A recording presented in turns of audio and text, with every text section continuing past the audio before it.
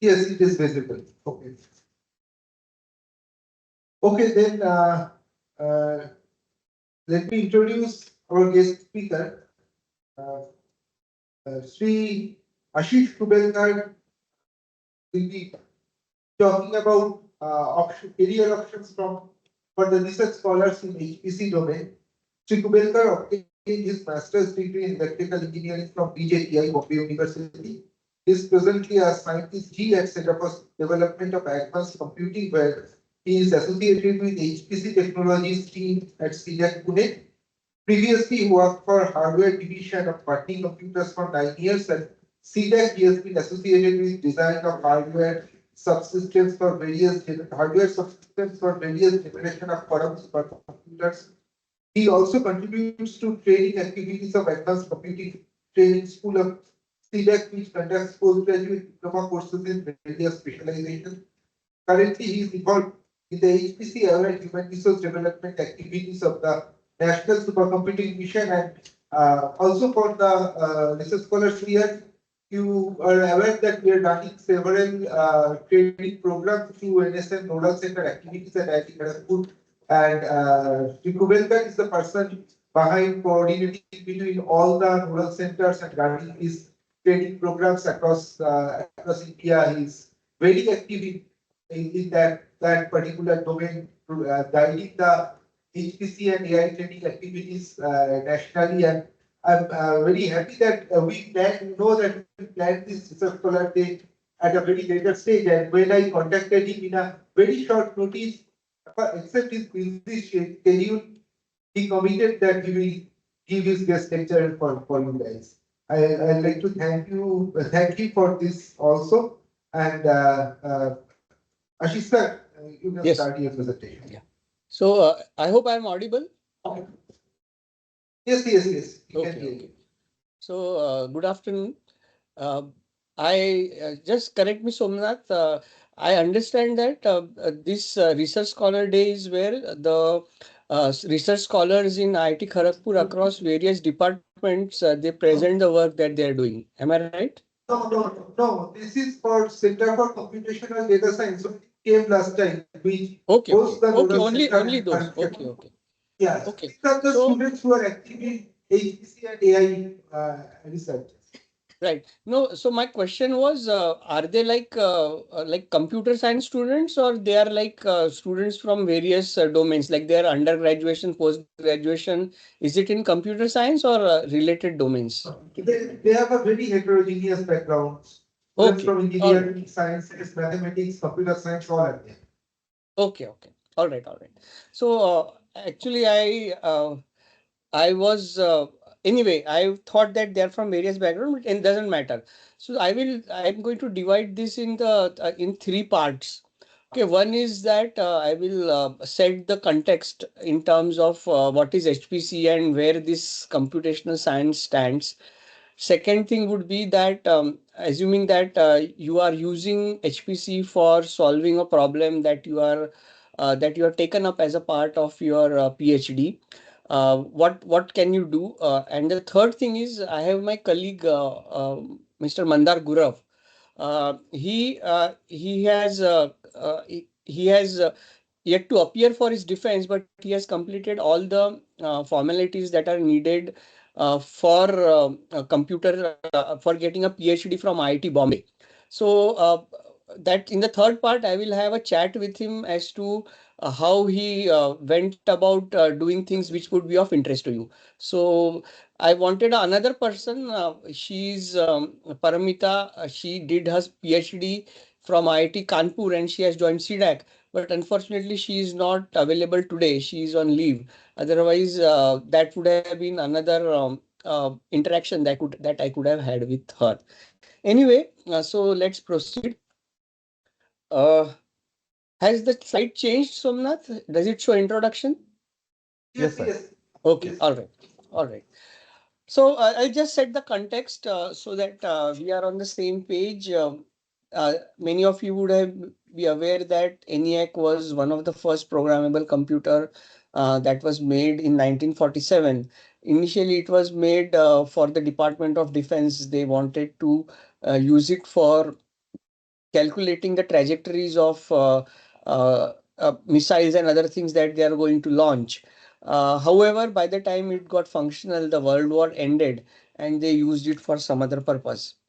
However, since then, as you can see, just 1 minute, the performance of supercomputers has been increasing over years, and this is a log scale. So what you see is as almost linear is actually exponential in that sense. And here it shows, the green line shows the ops means integer operations that the earlier computers could do. That was a time when the computers used walls and relays and associated gadgets. However, with advent of transistor, this they started computers became powerful, and floating point is what they started using. And as you can see, we have already crossed the exaflop limit. The El Capitan system, that's the most powerful one in the world today. And what have been doing using this for? So basically, we are using it for doing science. And you all, most of you are students of science, I hope. So traditionally, science was done with proposing a theory, then doing experiments to prove it. And if you could do it repeatedly, it was called as science. Like Newton saw a falling apple and he theorized that there is a gravitational force.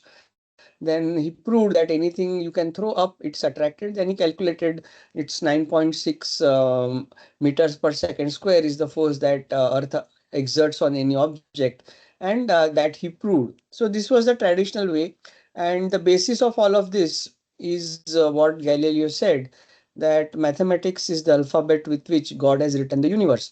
So any branch of science you take, you'll finally end up that most of the things that is shown or used or proved there, mathematics forms a basis for that. So moving forward, once computer came in, we tried to see how computers can get into this circle that we have shown here of science, theory, and experiments. So science still, theory has to be there, experiments have to be there, because that's what's the basis of it. But now we have got computation, and together now science has got another aid, and all of you are using it, that is computers at your disposal, which helps you in doing the experiments in a much better way. And one of the good examples of this has been during the COVID, the vaccine was found so fast. So, in case you are aware, a typical life cycle of finding a drug or a vaccine for a existing disease runs into many years, because first you have to do wet lab experiments, and then figure out which are the potential drugs or vaccines, then shortlist them, use statistical methods, and actually first try it on animals. If we were to do all this, then it would have taken so many years. But we all witnessed that COVID vaccine came in 6 months. So one of the reasons why that happened was because most of the computing infrastructure in the world, including the ones that C-DAC had, was reserved for running only tasks related to bioinformatics, and that helped a lot. Of course, it had some side effects, like some of us would have read in newspaper that those who took vaccine subsequently had some issues, or it's not known what effect it would have. But the good thing is that a majority of the people got cured, or they were not affected later, and thus the pandemic became endemic, and then now it's no longer there. Maybe till the time a new one comes, we can relax. So, point to be noted is that when this computing comes in, we have to, over a period of time, the graph that I showed, how have they improved the performance from simple integer arithmetic to things like exaflop kind of performance. So they have done things like instruction level parallelism. So this is the something that they try to put inside a CPU. Then once that is done, they go for multiple CPUs sharing a memory, and each CPU executing its own code. Thus, together it's able to execute a big code by dividing into smaller parts. Then you get distributed memory system, what we call it as a cluster. There are high-speed networks that connect them, and Now we have graphics processing units that have come in, CUDA programming and other HIP programming for AMD processor, CUDA programming for NVIDIA processors. They help in accelerating the code. And there are some dedicated hardwares like field programmable gate array, which helps in improving the code further, wherein the algorithms can be embedded right in the hardware. Of course, here it's not a general purpose kind of thing. It's more like a tailor-made thing. But however, the performance improvement that you get. Uh, is there somebody saying something? I'm getting No, some please, voice. please go ahead. Please go ahead. Okay, Please. okay, okay. Right.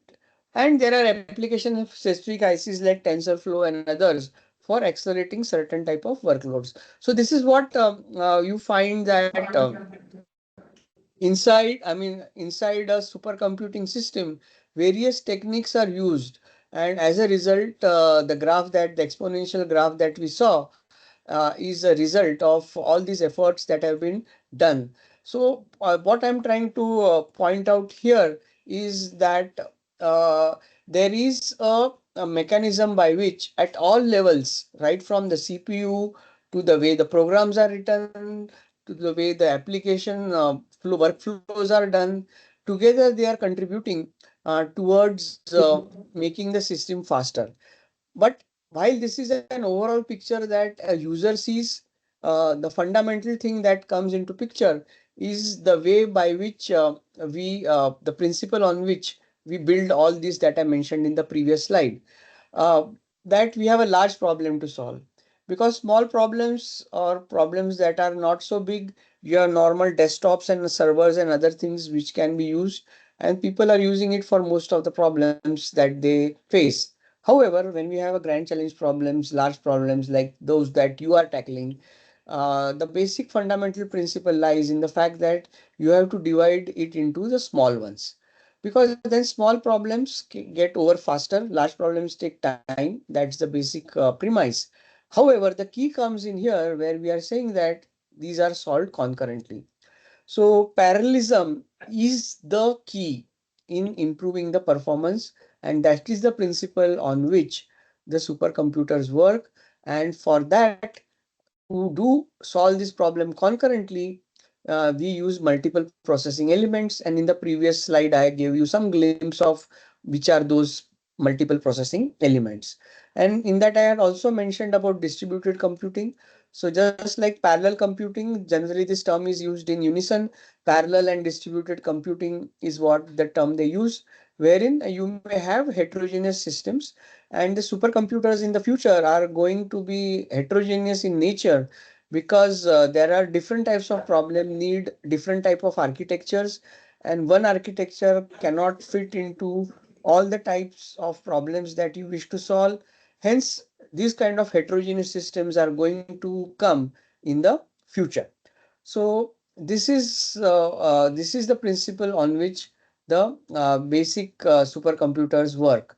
And when you go from that and build upon that, we use this term high performance computing, where you use basic elements. The basic engine is a parallel processing engine. And where are they used? So what are the use cases for these supercomputers? Couple of them where they contribute a lot includes numeric simulations. Then, like I gave you an example, like there is a virus that is causing havoc. Then you want a drug for that, a molecule of the drug. So, what is the structure? First, was one has to find out what is the structure of the virus. Then, what is the way in which it goes and attacks the cell? Then you have to prevent it. Then, which is the molecule which can prevent it? For that, you have to do simulations, and that involves mathematics. And supercomputers are good at doing large amount of floating point operations. So such numeric simulations are well suited to be run on these supercomputers. Sometimes you have to prepare models, like you are building a bridge, and that bridge is in a seismic zone where the earthquakes are quite frequent. Then you have to model.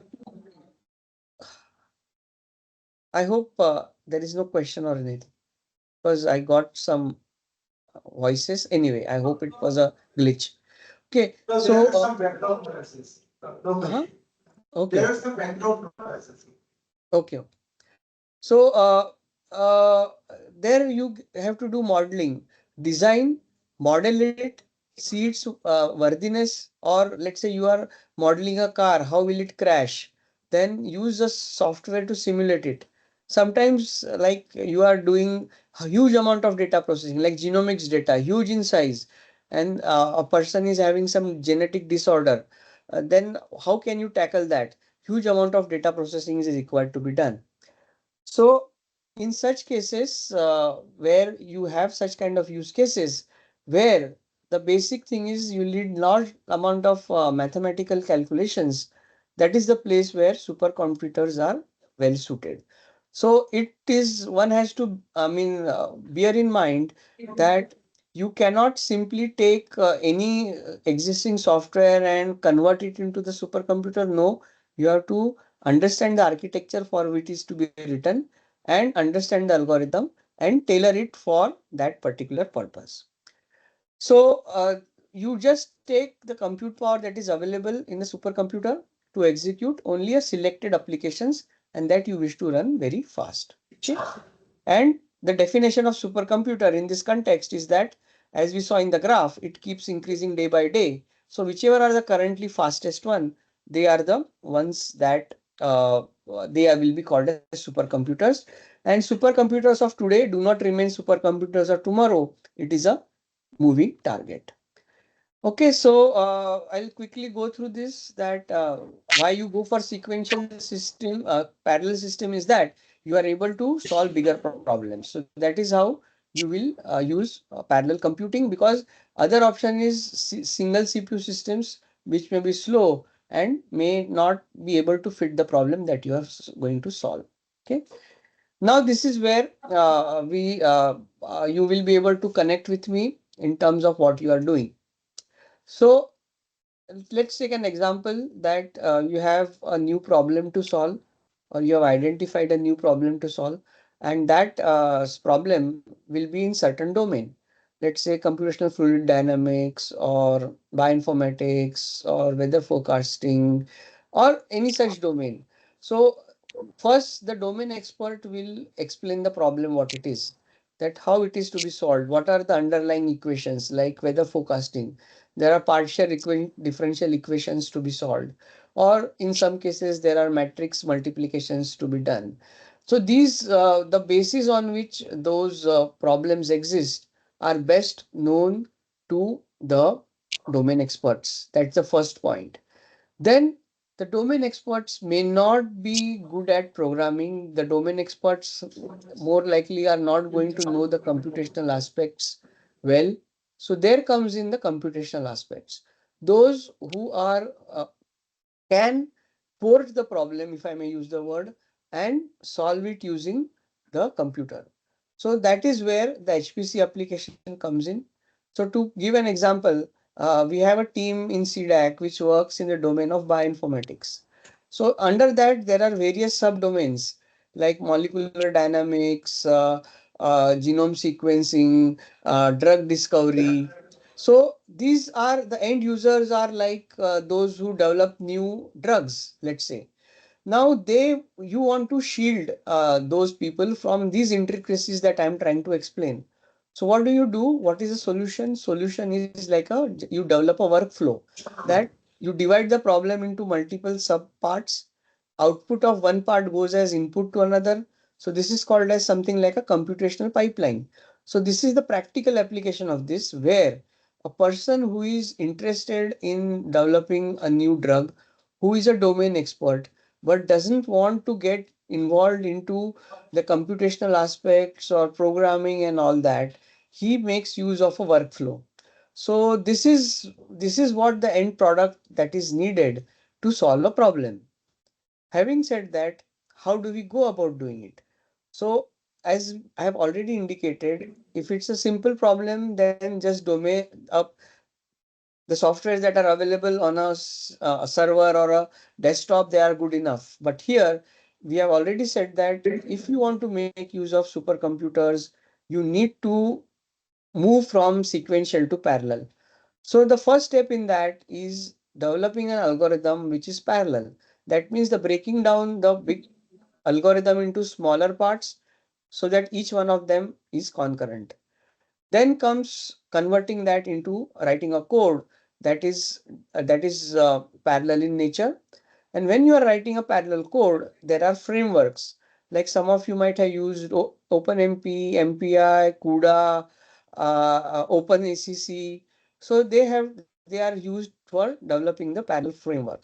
Now, if you look it from the if a particular person is concerned only with using the application and workflows or problem solving environment, many of them are available in open source. Or there are things like ANSYS, etc., which are proprietary in nature. So this is how one goes about making use of HPC for solving a problem. Now comes the second part where, having said this background, that is what is that it takes to build a supercomputer, where all the tweaking can be done, and what is required to develop a solution that can meet the needs of the citizens. That's where now we will see, based on what you have learned so far, how can you go forward. So first, my first suggestion to you is, uh, while you are completing your PhD, preparing for defense, then defending your work, and finally getting a degree of PhD. While you are approaching this phase, do try and see what is the goal that you wish to achieve in life. I think setting that goal is very important, and this can be more effective if this goal is based on the expertise that you have gained during your PhD. Okay, so I divide this expertise into two parts. One is the domain expertise. Okay, you would have studied something during your undergraduate, postgraduate, and then you have chosen a niche area within that area as your domain expertise, which you are using for solving a problem. I'm not aware of what kind of work you are doing during your research period, but I assume that you are using the a mix of domain expertise and the programming expertise to solve a problem. Not that every research scholar develops a programming expertise, but then he may be using some of the tools that are available in open source, or the license of a paid software that is available in the institute. So your strength, identifying your strength and setting a goal based on the strength that you have is what is very important. Okay, so this is my first suggestion. Moving ahead, what are the options that you have? Again, let me say that I am not a advisor, or I don't perform such roles. So my knowledge is based on what I see around me. So maybe Somnath and maybe Mandar later can add more to it. But here is what I thought that came to my mind. I just jotted it down. And as Somnath mentioned, I had just 1 or 2 days to get it going, and I was on a tour. So whatever thoughts came to my mind, little unorganized, but I tried to stream it. So one is postdoc that you can do since you are done doctorate. So there are many research institutes which have postdoc positions open, and if they match your institute, like one I know is Institute of Plasma Research. So if you are into that domain, they have postdoc positions, and that is one option where you can dive deep into your area of interest, and that is one. Second is academia. Like you join an academia where the project has got some postdoc positions, and those areas of interest match what you have.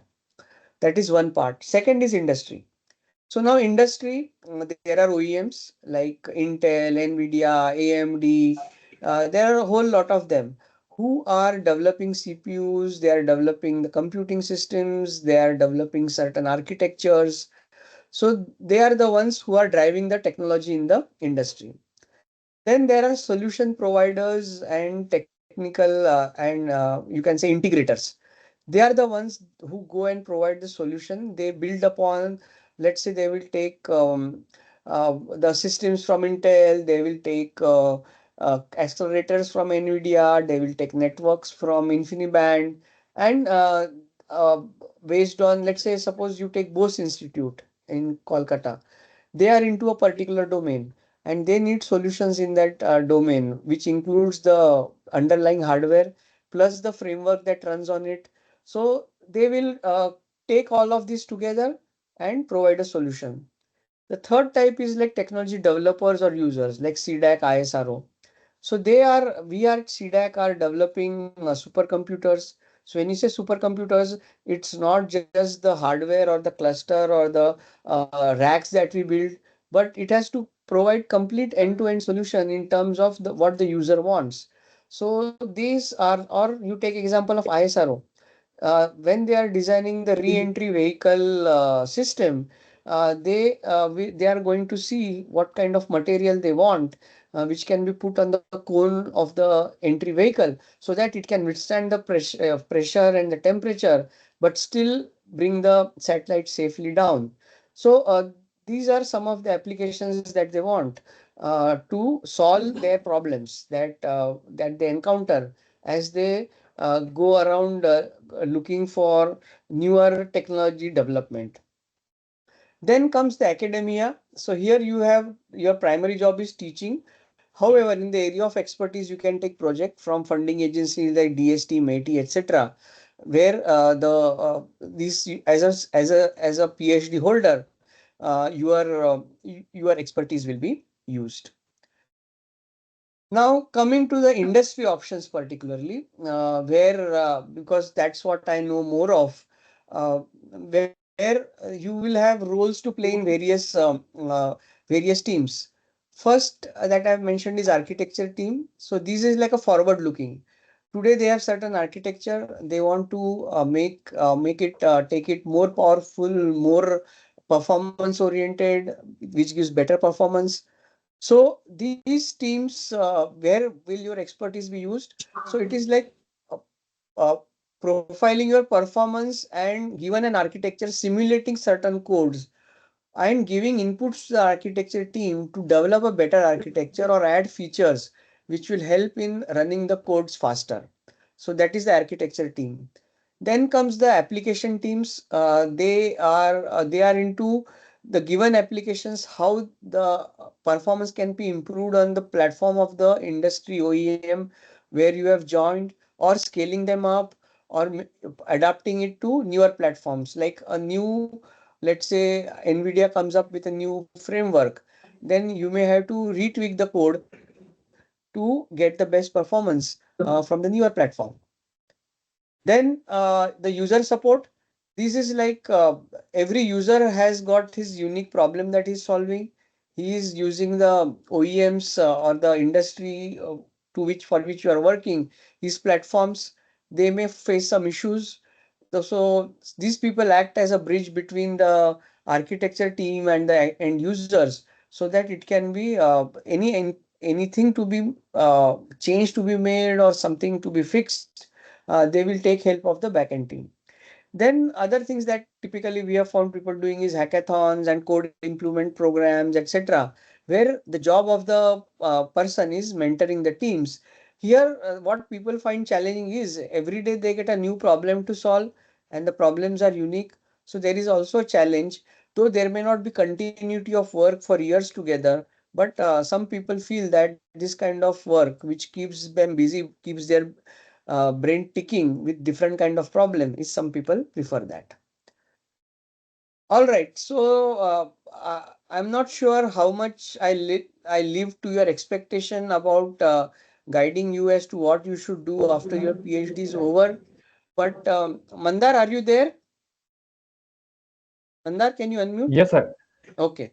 So Mandar, maybe imagine yourself when you are about to complete your PhD. How did you go about planning your career, and what is that attracted you? Yeah, so you kind of already covered the full spectrum of options available, but just to add to it, So when we look at the options available, so there are two extremes. One is like, your domain expertise that you have, like whether physics, chemistry, like, biology or like mechanical, aerospace, whatever it is. On other extreme, like, you have the pure computational or, computer science kind of skills where like, you take the code, parallelize, optimize it and tune it to the given hardware. So now you have like two extremes and, you try to fit in at somewhere in between, right? So either you will be like, close towards the CS side or very close towards your domain side, but somewhere in between. And depending upon where you find yourself comfortable, you can pick different types of jobs. So the thing for me was like essentially I come from the CS background, so I'm more closer towards the computer science part. But because most of the like HPC problems reside in domain side, so I gradually moved towards the domain side, even though I don't have like background on the domain side. So like I try to understand how these people like talk about certain things and their language and their like essential things without really bothering them with CS part. Okay. Okay. Another key area that like a lot of people are interested is somewhere in between the CS as well as the domain, because let's say we are a company where we are solving like some problem and we have built a solver for it. Okay, we might be like using it internally, like let's say Shell, which has a very good like development team or computational team here in India. Or like we are company like Ansys, Fluent, Dassault, who build their own like commercial packages which like people across the world use. So while building those things, like if I'm trying to contribute some physics to the given code, okay, I should understand the physics. That anyway I have the domain background, but I also need to understand the code which involves both like basic physics part as well as the parallelism and other related stuff. So without understanding, let's say MPI, OpenMP, CUDA, those kind of things in the code, I don't really can go and implement the stuff into the code, because the code is already there and I'm adding some value to it. Plus, on the same lines, there could be another job where like okay, so I may not be really great at like HPC or parallelism side, but I understand a bit and I understand my domain really well. So what happens is when people build the solvers, like people are not quite sure why I'm getting certain issues or errors. Okay, and I need to figure out like what's wrong. Okay, whether it has a problem with the compiler bug or like some programming issue or some domain issue or some pure mathematical issue. Okay, and especially PhDs come in handy in this kind of scenarios, who can troubleshoot this kind of problems which typical developers who will be writing the C, C++ or Python kind of code cannot. So like there is a wide spectrum of like jobs that people can take up. But what I can certainly say is like depending upon how close you go towards the CS side of it, your salary will proportionally or like exponentially grow. Okay, if I remain on the domain side, okay, my salaries will be pretty low because of the lot of competition. And so if I move towards like HPC or CS side, closer and closer, like likewise my salaries and opportunities and the kind of problems I solve also exponentially grows. So that way, like most of the people like might be focusing towards like what kind of salaries and what kind of pay I would get. Like probably I would suggest like focus towards like CS side a little bit more than what you are currently. And another thing, like based on my friends' experience, what I've realized is like a lot of them focus on their domain side. Okay, and even I have like few friends who did the experimental work in mechanical aero kind of thing, and when they moved for their postdoc, like suddenly now their advisor is now asking them to write a CUDA code or MPI OpenMP code, simply because like let's say for experiments you want to take a high speed photographs of the experiment and you want to do the PIV, right? So you want to actually like process those images and actually see the experiment through like the images, right? So for that you need to write some parallel code, or probably like you have to work on something where like you have to do both computational as well as experimental work. So it many times happened that you focus on your thesis right now, like I want to finish within like so many years and I want to publish so many things, but we tend to forget like where we want to go and what kind of opportunities are there. So my humble request to a lot of the people out there, start looking at the opportunities even though you are still first or second year into your PhD, and start looking into the different opportunities and what kind of skill set people are asking for, because the problem that you are working on is necessarily not the same problem that you're going to work throughout your life. Okay, so there will be a lot of different skill set that a lot of the other universities or other organizations are looking for, and especially MPI, OpenMP, CUDA, these kind of things are very common nowadays, because without HPC you can't do much, and if you are into solver development and so, okay, that is the bare minimum skill that people expect. So you need not to be the expert, but if you know basics of these things, even though you are deep into your domain side, okay, still you can get a really good opportunities in the academic or even in the industry. Yeah. Yes, sir. So I Yeah. think So if there are some questions, then probably yeah, we can I deep think dive. Yeah. we will Somnath. I would prefer that the student ask questions, because the monologues are not so good, because we don't. I am unable to see their faces, so I don't know. Okay, so Right. So this is the difficulty in this online. So students, you can turn the document, but students, have any question? Yes.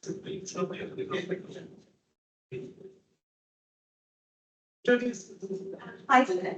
My name is Krishna Priya. yes. I'm working on the domain computational fluid dynamics actually. Okay. In understand, I would like to know is there any industrial jobs that are available for people working on this domain? Thank you. So anyway, I will pass on to Mandar later. But in area of CFD, I think there are one is, I know ISRO works in the area of CFD. Then there is a company called ANSYS. They make softwares that cater to such people. So as I mentioned earlier, depending upon whether you are domain expert, more of domain expert, or you are computational expert, you will be able to fit into, because every team needs both of them. And apart from that, Mandar, you have any inputs for us? Yeah, so I have two answers. One, if you are looking right now, there are a couple of positions. One in ANSYS Pune, there is one in GE Aerospace, and there are a bunch of other positions available. So please share your CV with me. I'll share it with my friends who will pass on to their hiring managers. But another answer to your question is a lot of these positions are rarely advertised as such. Okay, so generally what happens is a lot of this hiring happens through referrals, right? So probably they know somebody working in, let's say, IIT Kharagpur on this problem, during some Seminars conferences or or some, something. yes, yeah, yeah, or you did some internship and things like that, because that's where they know you very well and kind of work you do. Because nowadays these positions are not see, we are not trying to hire BTechs where there will be 100 positions and some 1,000 applications come and so on, right? We are talking about hiring PhDs. So especially a lot of these things go through referrals, and if you have done some internships or you know them through some papers or things like that, it becomes very easy for them to reach out to you. And trust me, many times it happened with me as well as many of my friends, is that the position was not even available on their website. Okay, so they opened it just to hire me, and they just closed it. Okay, so they found out the suitable candidate. Okay, they hired them and closed the position. Okay, so 99.99% of the population didn't even know that there was such position, and someone was hired into it. So that way reach out to a lot of the companies or organization where you want to target, and be connected with them through some small projects, mini projects, internship or collaborations or whatever, whichever way is possible for you. So that way it will open a lot of the doors. Okay. Yeah. Any other questions? Any more questions from the audience? Hello, sir. I'm Divya in bioinformatics, but I have a generic question. If somebody wants to sell HPC system expertise to startups, is there any avenue for that? No, can you say that again? HPC expertise for starters. Is it what you asked? Startups or startups? For Startups. It's let us say HPC systems. And what is the scope for that? actually, I was unable to. Mandar, could you hear the question No, sir. completely? No, sir. Did he say startup? Startups. Yes, startups. Yes. Yeah, HPC initiatives for startups. Startups. Yeah. Okay, so if you are saying that you have a startup and you want to make use of HPC, and is that what the question is? Or in startup you want to? Yeah, like it's clear out the question. The question is like if a startup is there, they want to set up their own HPC system. Then Okay, understood. They want. Okay. Understood. So, under National Supercomputing Mission, we have set up so many supercomputing systems. Like one of them is at IIT Kharagpur. Similarly, there are many. There are few in C-DAC and other institutes as well. So, Ministry of Info.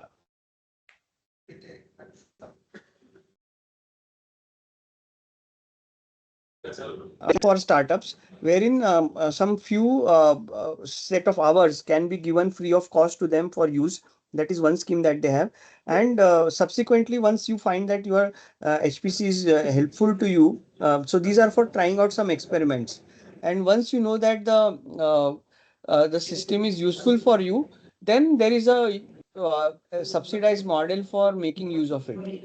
So that is the kind of thing that, I mean, that is one of the ways that you can make use of it. So the government is very supportive of startups, and they have schemes where they will give some credit hours on these supercomputing systems for users to use it.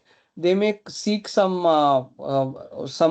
registration, as you have to be registered as startup. There is some scheme. So those users or those who are registered with that are the ones who can make use of this. So under NSM, it is definitely available.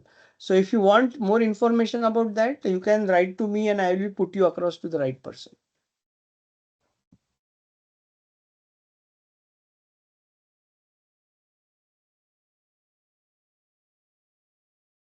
Okay, thank you, Ashish, for being with us. This is Professor Shomojit, the current sector head. So, Oh, hi. How are you? Yeah. yeah, fine. Hope you visit us soon again. Yes. Yeah. So, And thanks. yeah. I also thank Sanjay sir. Sanjay sir, thanks for joining. Yeah. You came to us last year. So, I think Professor Shamjal Gondapadar, the first head of the department, is also online. He may like to say some thank you notes. Yeah, no, my pleasure. I hope it was useful. I mean, I'm not an expert in this, but yeah. Sanjay sir, good to see you. Yeah. So how are you? Good, sir. Okay, nice to see you. So now I had a class, so I just came and thought of listening to your this thing. So I joined a bit late, but you gave a very nice overview. So Thank you, I'm sir. sure that will be helpful for our students, Yes.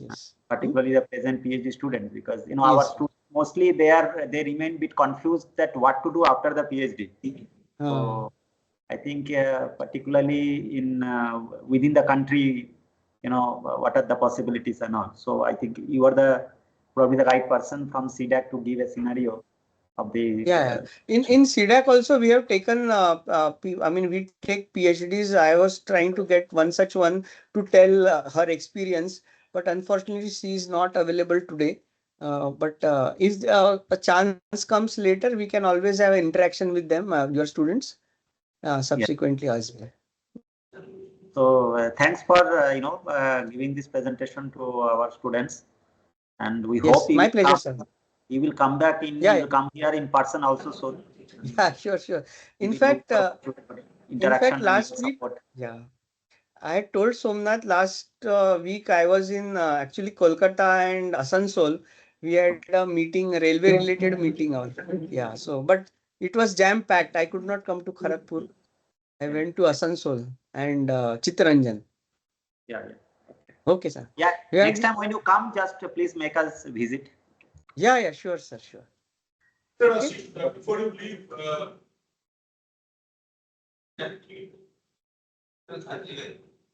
yes,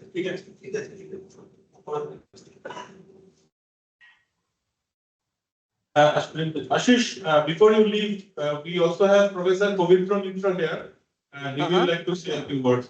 Yeah, yeah. Please, please. Yeah, Ashish, thank you very much for being with us and also. So you should visit us and sometime see. Now we have a lot of students and others. Yes, yes, Without sure. your support, we could not have come all this way. It's extremely highly valuable. Thank you. Yes, yes, sure. Yes. Okay. So, shall we disconnect, sir? Yeah. Yes, sure. Thank you Okay. for being with Thank us. you, Mandar. I also thank Mandar. Thank you, sir. I just thought use case will be very useful for them because he has gone through what these students are now going through. He has done his PhD from IIT Bombay. Only thing is that he is a computer science person. So such persons will be developing more like tools and other things because their primary expertise is in computer science. That's the slight difference. But overall, he is into the HPC. Okay. Thank you, Mandar. Thank you for coming and sharing your experience. Yes, sir. Thank you, sir. Okay, Thank you. bye. Okay. Bye.